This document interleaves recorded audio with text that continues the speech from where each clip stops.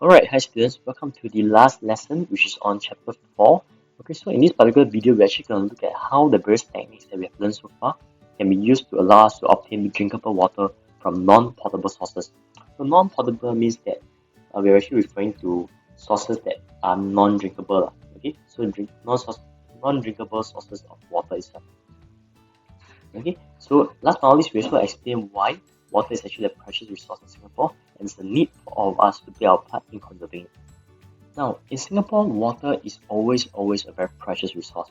But why exactly is it a precious resource for us? Okay, I would like you to take some time now to think about 3 reasons that makes water actually very crucial for us. Okay, you may also want to pause the video right now so you have some time to think about it before we move on to the next part of the entire lesson. So once you thought about it already, right, you can just unpause the video. So, for Singapore, water has played a very important role. Number one, it's essential to life. About 65% of our human body is made out of water. That's why we are told to drink at least 8 big cups of water a day so that we can replenish the amount of water within our body. Water is also needed for recreational activities, be it swimming, canoeing, etc. Water is also needed for drinking, cooking, and washing.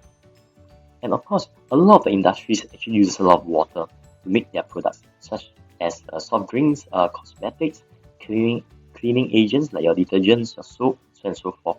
So actually water plays a very crucial role in our Singapore's context. Water. It's life's most basic need. But there's a water crisis in our world right now. Seriously, a crisis. Nearly 1 billion people live without clean drinking water. It's happening all over the world, especially in developing areas of sub-Saharan Africa, Southeast Asia, and Latin America. It's a water crisis because it starts with water. But water affects everything. Education, health, poverty, and especially women and children. Let's look at a family caught in the water crisis. It's likely they live on less than $1 a day. When they're thirsty, they can't just turn on the faucet for a nice cold glass of water. They don't have a faucet.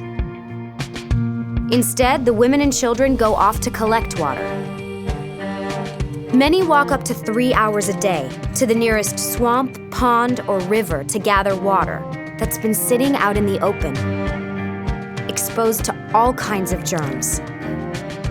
Time spent gathering water is time they can't spend learning to read, write, earn an income, or take care of their family. Some women in sub-Saharan Africa spend more time collecting water than any other activity they do in the day. And the walk isn't just hard, it's dangerous. The women are alone and burdened with 40 pounds of water. Many get hurt. Sometimes they're even attacked. When they make it home, the little water they've collected isn't clean. Some families know their water is contaminated with germs that cause diarrhea, dehydration, even death. But what choice do they have? Kids, especially babies, are affected most by these germs. About every 19 seconds, a mother loses one of her children to a water-related illness. And each day, almost 1 billion people are living this way. Until they get a little help. The water crisis is solvable. There are solutions. Some are brand new and innovative, like water filtration systems. Some are age-old, like drilled or hand-dug wells. These solutions bring clean water much closer to the people who need it. A safe water project near a village restores hours each day to a person's life. This time, it's opportunity. It's freedom to go to school and get an education, to work or start a business, to raise a family. Africa alone could save 40 billion hours each year. That's the entire annual workforce of France. Clean water means less disease. That's less money spent on medicine, which means more money for books and school uniforms. And if the water project is built near a school, it can increase attendance, especially among young girls. The water crisis is vast, but we can solve it. Just $20 can provide one person with access to a clean water project in their village. And this will mean more than clean water. Because water changes everything. Do you know how much water does Singapore use on average of each day? On average of each day, right, Singaporeans actually use a total of 380 million gallons of water.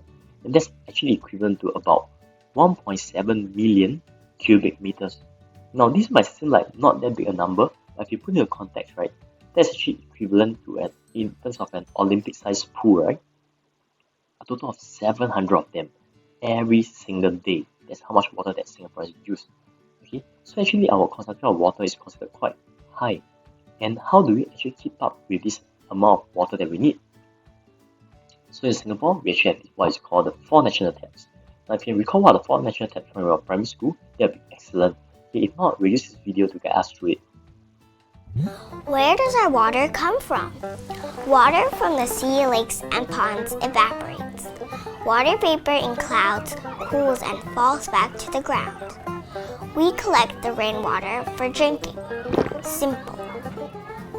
But depending where you live or the time of the year, there could be too little water or too much. And even when there's no shortage of water, there could still be a shortage of clean water. 780 million people in the world today lack access to clean water. Not long ago, that was a problem in Singapore too. With a growing population and small land area, Singapore's water problem could have gotten a lot worse. Today, the people of Singapore are fortunate to have enough water. Getting water is as simple as turning on a tap. 4 taps, actually. The first source of water is the rain that falls on Singapore. Because Singapore is a small island, it's important that we collect as much rainwater as we can, instead of letting it flow into the sea. That's why we have reservoirs. Here's a pop quiz. How many reservoirs does Singapore have? 17 reservoirs. Now, if we wanted to collect the most rainwater, Singapore would be one giant reservoir. That just wouldn't work.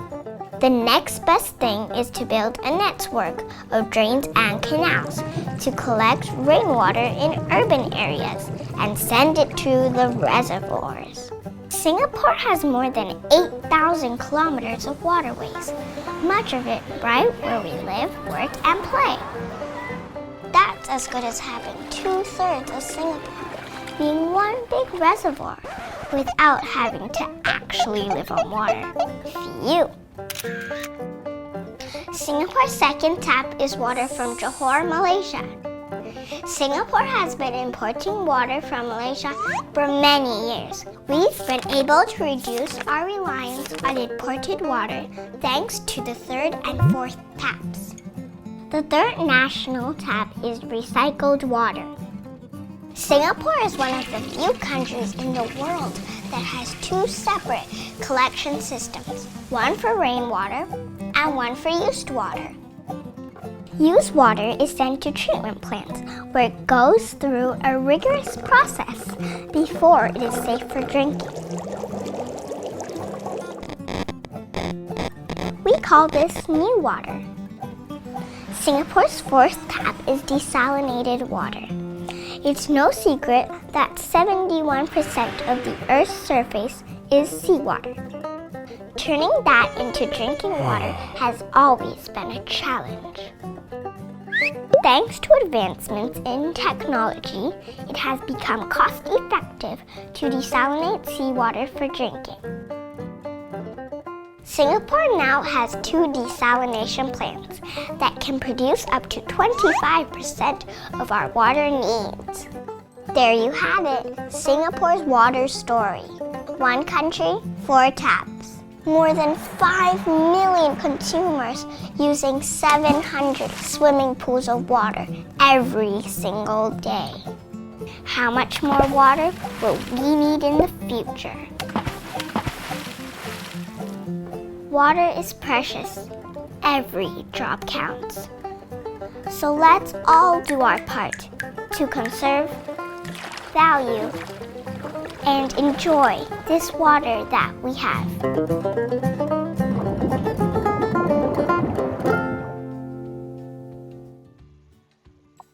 the four natural taps that we have in Singapore are: number 1, rainwater from local catchments; number 2, imported water; number 3, desalinated water; and number 4, what we call the new water. New water is a relatively new technology, and it has been part and parcel of our life ever since it has been introduced. Okay, so these are the 4 national taps in Singapore that keeps our constant supply of clean, drinkable water. Let's take a look at the first one. In terms of rainwater from local catchment, Singapore actually has a very robust network of drains, canals, rivers, and stormwater collection points, and this will all help to collect it will all help to collect rain before channeling it to our 17 reservoirs for storage. So right next to our school, there's the Bedok Reservoir. That's the nearest one to us. Of course, there's also the Kranji Reservoir, the MacRitchie Reservoir, the Seletar Reservoir, so on and so forth. So all these reservoirs are actually the final points whereby all these drains, canals, and rivers connect to, so that the water will stay over there as a local catchment point. After that, the water will be used for certain processes. So this is just a diagram to show you what exactly happens. All the drains, rivers will be onto the reservoir. Singapore also obtains water from Malaysia, whereby we import raw water from Johor, Malaysia, and eventually we process it before we use it for ourselves. We also use it to sell drinkable water back to Johor because we have the technology to do that over here. Unfortunately, the two water agreements, the second one is actually going to expire in 2061, and in recent years we have been facing a lot of tension and pressure with Malaysia with regards to this water issue. So, with the help of rainwater from local catchment as well as imported water, these two are actually channeled through pipelines to waterworks station. Over there, they go through chemical treatment, filtration, which is what you've learned so far, as well as a process called disinfection to remove away the bacteria. This will ensure that the water is free of harmful bacteria, so it's clean, without smell, and safe for consumption. At the chemical treatment part, we do add in a small amount of chlorine. Okay, because chlorine has a bleaching effect and it actually helps to kill off bacteria itself. So we do treat it with a slight amount of chlorine, but it's not enough to cause any harm to the human body, and usually you can't really tell that it's actually in the water. Eventually this will be supplied to schools, homes, etc. Alright, and the next method that we use to obtain water for Singapore is actually through desalinated water. Now, if you look at this term itself, desalinated, right, it's good to unpack the word by a bit. Basically, salination actually refers to this term that we call saline. Actually, it means salty.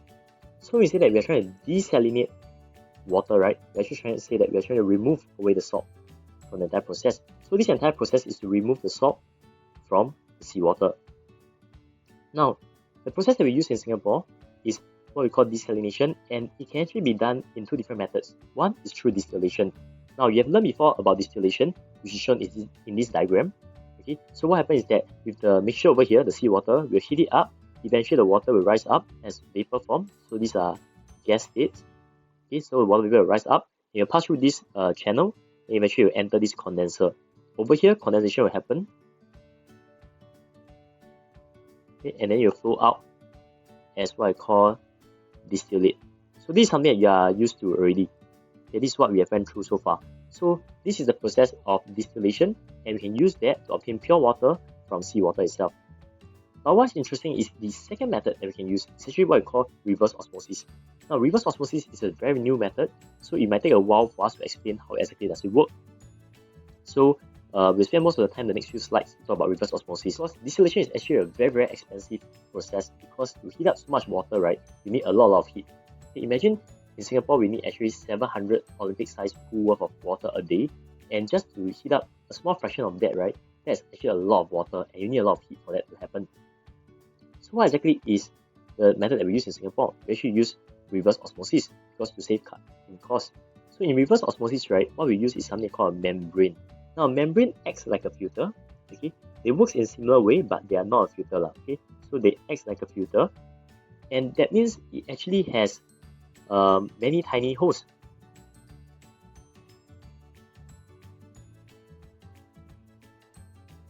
Okay, with the tiny pores, it actually allows the certain substances to pass through, but not others. So what it does is it actually allows the water to pass through, but not the salt.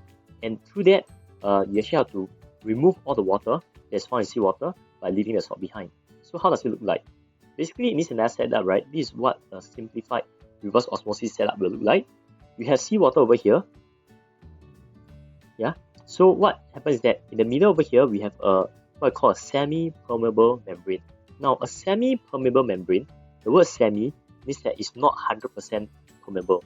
Permeable means allows substances to pass through. Okay, so when we say that something is permeable, we say that it allows substances to pass through. So this is semi-permeable, so it's not fully allowing everything to pass through. It's a membrane, which means that it has many tiny holes. So what happens is that, right, you actually apply pressure over here at the top. Okay, with the pressure force being enter in over here, you actually force the seawater to be pushed against this membrane.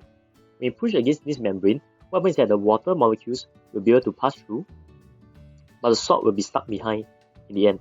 So the salt will not be able to pass through, and that's how you actually obtain pure water or fresh water from this entire setup. So in diagram 2, right, it's trying to show a zoom in version of what is happening. Basically, this is my membrane. So inside my membrane, there's many tiny pores. So these are the holes that you see over here, the gaps. It allows the smaller water molecules to pass through, but not the larger ones, which is the salt. Okay, so that's how reverse osmosis actually works in Singapore that we use to obtain pure water. Singapore has a desalination plant at Tuas that was opened in 2005. It produces about 136,000 cm3 of water a day. The fourth tab that we have is NEWater. Now, NEWater is a highly purified reclaimed water. Now, when you say reclaimed water, right, that means we are actually reusing certain water. So this water can come from, for instance, the sinks that you have at home. It can come from the water that you flush down the toilet bowl, etc. So what we do is we actually treat it with chemicals and we purify it using advanced technologies such as reverse osmosis again. So with the help of reverse osmosis, you know that we can help to obtain water and remove larger particles. Okay, and in addition to that, in Singapore we also use ultraviolet radiation as a form of disinfection to remove away the germs or bacteria. Now, NEWater currently meets about 30% of our Singapore's water needs. Okay, by 2060, we are hoping to achieve at least 50% of our future water demand. But it's good to take note that NEWater, as of now, is primarily used for non-drinking industrial users. But to take note that NEWater is also portable, which means that it can be drank. Okay, there's nothing wrong with NEWater, just that we use it mainly to that we use in the factories to either cool down the machines, so on and so forth. So reverse osmosis is actually very similar to filtration, but they are not exactly the same. Okay, so I would like you to take some time now to challenge yourself. If you would like, you just pause the video now, try to list down some of the similarities and some of the differences, because we'll be going through this in a very short while. Alright, so what are some of the similarities? Number one, both methods actually involve separation of substances based on their size. Now, if you realize, reverse osmosis has a selection process. Filtration also has a selection process. So only certain substances can pass through. Secondly, both methods actually require a surface to separate the substance. For instance, in reverse osmosis, we use a membrane, but in filtration, we actually use a filter paper. Now, how exactly are they different? Right, and first and foremost, reverse osmosis actually requires pressure. You need to force the mixture through the membrane, but filtration, you can just let it take place by itself. The second thing, reverse osmosis actually separates very fine particles. Even if they are dissolved, reverse osmosis is able to separate them out. But filtration can only be used to separate large insoluble particles from the mixture itself. So this is some of the differences between the two of them. Now, also to take this point in time to point out to you about something that was being mentioned. This can be found in a lot of our historical books and our historical records. That actually during 1965, when Singapore just first gained independence, this was a statement actually made by the Malaysian Prime Minister that if ever one day Singapore's foreign policy is found to be against Malaysia's interests, they can always put pressure by threatening to turn off the tap. Now, for a young nation at that point in time, you realize that if you don't have water, in fact, it means that you don't have the ability to survive out there by yourself. So at that point in time, what we did was we tried to innovate and think of solutions to resolve this entire issue so that we do not become too reliant on other nations. And in fact, I'm very proud to say that as of now, a lot of our water supply actually comes from the other sources that we have managed to find ways to treat. Okay, so that's why we have 4 national taps in total in Singapore. So right now, we are also facing another crisis, which is the COVID-19. But I believe that in Singapore, the people here are really very innovative and we're resilient enough to be able to push through from this crisis and be able to find new solutions to improve on our way of living. Alright, and with that, it's actually the point in time for us to think about, in terms of water, what exactly can we do to contribute to conserve water? Now, I think this is pretty straightforward, so I'll give you some time to think about it.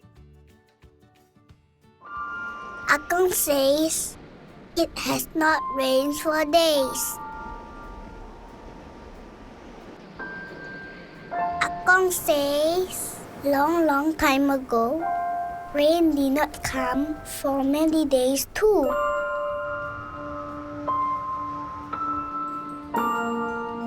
Life was difficult then. Will we run out of water again?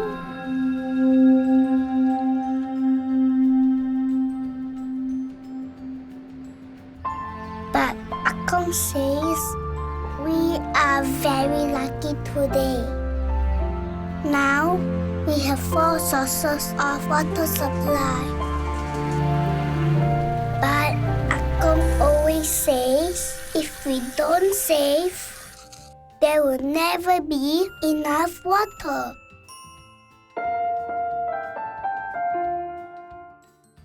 In Singapore, we mainly conserve water by practicing the 3 R's, which is to reduce our use of water usage, so that to make sure that, for instance, if you're brushing your teeth, right, if you don't need the water anymore, just turn off the tap. Okay, when you need to rinse your mouth, you turn on the tap again. Likewise, when you're applying shampoo to your hair, etc. We also reuse water. Now, reusing of water for us on a day-to-day basis, we can actually reuse water that we use to wash our vegetables, to water the plants, or to even flush the toilet bowl, right? So there's some ways that we can use to cut down on our usage of water. Third way, which is through new water. Now, all of us know that new water is actually one of the 4 national taps, and that's what Singapore has been doing so far, trying to recycle the water that we've been using so that we can use it for better functions, be it to be used in the industries or to be used as mineral waters for the people. So all of us should practice conservation of water responsibly. So that means that we don't throw litters into the reservoirs or the water bodies, etc. Because at the end of the day, all this water will eventually go back to our tap at home. And with that, we have actually come to the end of this entire chapter. Remember at the start of the chapter, we talked about the various separation techniques. Yeah, so there's a total of magnetic attraction, filtration, evaporation, distillation, and in distillation, there's 2 different types. There's also paper chromatography. And now we actually talk about some of the ways that water has become a very precious resource in Singapore, and what I can do to protect this resource that we have. And so that's all we have for chapter 4. Stay tuned for the next video on chapter 5. Goodbye.